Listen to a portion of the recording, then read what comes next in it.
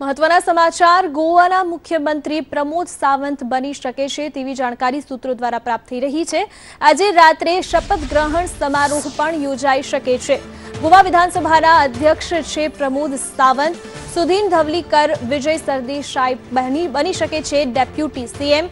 તો જે ચર્ચાઓ હતી તેને લઈને સવારથી જ ચર્ચા હતી કે ગોવા વિધાનસભાના અધ્યક્ષ છે તે ગોવાના નવા મુખ્યમંત્રી બની શકે છે। ત્યારે સૂત્રો દ્વારા જાણકારી પ્રાપ્ત થઈ રહી છે કે સાંજ સુધીમાં શપથ સમારોહ યોજાઈ શકે છે અને પ્રમોદ સાવંત બની શકે છે ગોવાના મુખ્યમંત્રી। આ સાથે જ આજે રાત્રે શપથ ગ્રહણ સમારોહ પણ યોજાઈ શકે છે તેવી જાણકારી હાલ પ્રાપ્ત થઈ રહી છે। મનોહર પર્રિકરના નિધન બાદ ગોવાના વિધાનસભા અધ્યક્ષ છે પ્રમોદ સાવંત જે મુખ્યમંત્રી બની શકે છે।